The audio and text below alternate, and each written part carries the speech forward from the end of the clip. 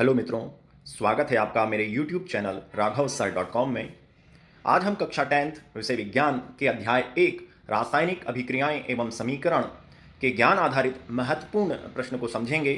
आज का हमारा प्रश्न है, ऑक्सीजन के योग तथा ह्रास के आधार पर निम्नलिखित पदों की व्याख्या कीजिए। उपचयन एवं अपचयन। चलिए हम इन दोनों पदों को समझाने के लिए क्रियाकलाप कर रहे हैं।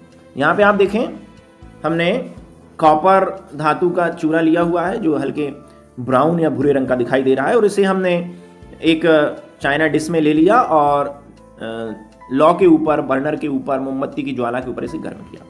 अगर हम कॉपर का चूर्ण अगर लें और उसको गर्म करें तो ये कॉपर का चूर्ण धीरे धीरे काला हो जाता है। मात्र गर्म करने से कॉपर के रंग में परिवर्तन हो गया, कॉपर का चूर्ण भूरे रंग से काला हो गया। क्यों हो गया? क्योंकि जब हमने कॉपर को गर्म करा तो इसने ऑक्सीजन से क्रिया करी, वायुमंडलीय ऑक्सीजन से क्रिया करी, और यहां पर कॉपर ऑक्साइड बन गया। ये काले रंग का होता है, ये भूरे रंग का, ये काले रंग का। तो यहां पर कॉपर से ऑक्सीजन आकर जुड़ गई।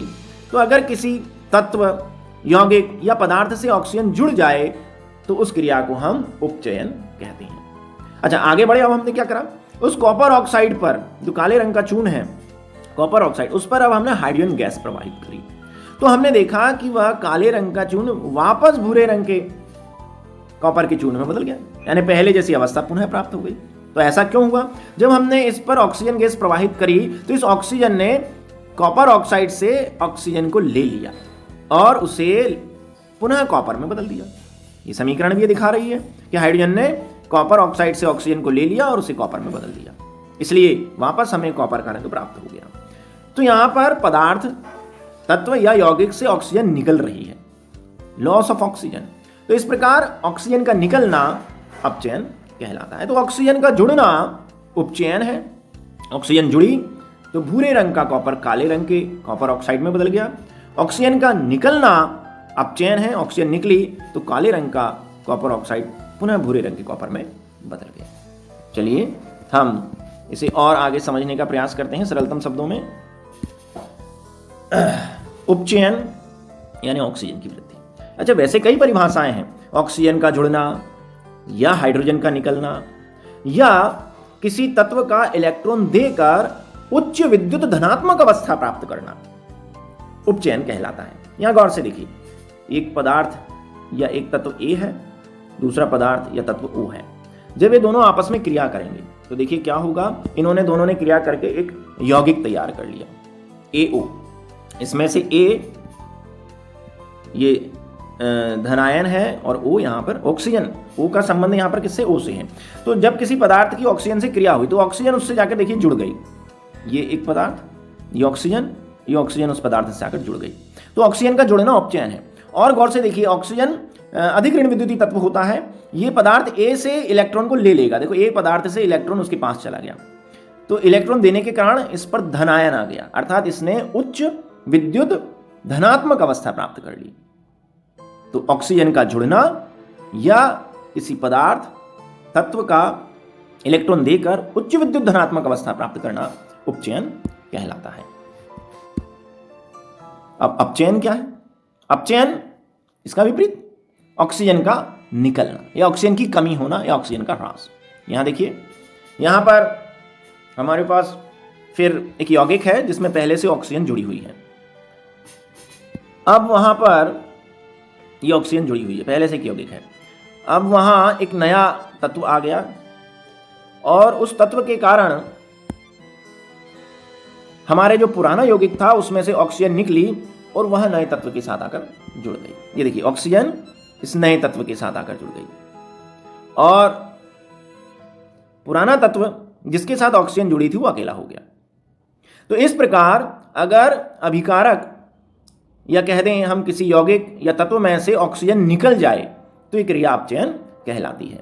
इस क्रिया में जो तत्व है वो वापस इलेक्ट्रॉन लेकर अपनी जो विद्युत धनात्मकता की स्थिति है उसको निम्न स्थिति में प्राप्त कर लेता है।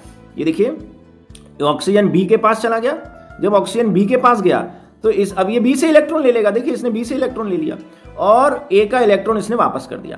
तो देखिए, A के पास वापस इलेक्ट्रॉन आ गया और उसकी जो धनात्मक अवस्था है वो निम्न हो गई। पहले एक धन आवेश था, खत्म हो गया। तो इस प्रकार ऑक्सीजन का निकलना ये ऑक्सीजन का निकलना। यह इलेक्ट्रॉन लेकर निम्न विद्युत धनात्मक अवस्था प्राप्त करना अपचयन कहलाता है। पर यहां पर तो केवल ऑक्सीजन के वृद्धि और ह्रास के आधार पर परिभाषा पूछी गई है, तो आप केवल इतना याद रखें कि अगर किसी पदार्थ से ऑक्सीजन निकल रही है, देखिए यहां पर एक समीकरण दी गई है, किसी पदार्थ से ऑक्सीजन निकल रही है तो हम कह देंगे कि उसका अपचयन हो रहा है। देखिए यहां पर ऑक्सीजन निकली और यहां Cu बन गया है ना, यहां पे थोड़े तीर गलत आ रहे हैं, ये देखिए यहां से ऑक्सीजन निकली और ये Cu में ट्रांसफर हो गया, तो CuO का यहां पर अपचयन हो रहा है। और देखें, और H2O, H2 जो है उसमें ऑक्सीजन की वृद्धि हो रही है और वो H2O में बदल रहा है, तो यहां ऑक्सीजन जुड़ रहा है, तो यहां उपचयन हो गया। तो देखिए यहां पर CuO से ऑक्सीजन निकल रही है, इसलिए CuO का यहां पर अपचयन हो रहा है। H2 में ऑक्सीजन जुड़ रही है, अर्थात H2 का यहां पर उपचयन हो रहा है। ऑक्सीजन का जुड़ने को हम उपचयन या ऑक्सीकरण भी कहते हैं। तो एक ही अभिक्रियाओं में दोनों काम हो रहे हैं, एक अभिकारक का अपचयन हो रहा है, दूसरे अभिकारक का उपचयन हो रहा है। तो ऐसी अभिक्रियाओं को हम रेडॉक्स अभिक्रियाएं या उपचयन अपचयन अभिक्रियाएं भी कहते हैं। ये एक सामान्य समीकरण है, परिभाषा है ऑक्सीजन के आधार पर। किसी पदार्थ से ऑक्सीजन का जुड़ना या हाइड्रोजन का निकलना अथवा इलेक्ट्रॉन त्याग कर उच्च विद्युत धनात्मक अवस्था प्राप्त करना उपचयन कहलाता है। पर आपको केवल इतना याद रखना है, किसी पदार्थ में ऑक्सीजन के योग की अभिक्रिया उपचयन या ऑक्सीकरण कहलाती है। और अपचयन में केवल इतना याद रखना है कि ऑक्सीजन के निकलने की अभिक्रिया अपचयन कहलाती है। चलिए, उम्मीद है आपको यह वीडियो पसंद आया होगा। इसे अधिक से अधिक लाइक तथा शेयर कीजिए तथा ऐसे अन्य शिक्षास्पद वीडियो को देखने के लिए मेरे चैनल को सब्सक्राइब कीजिए। बहुत बहुत धन्यवाद।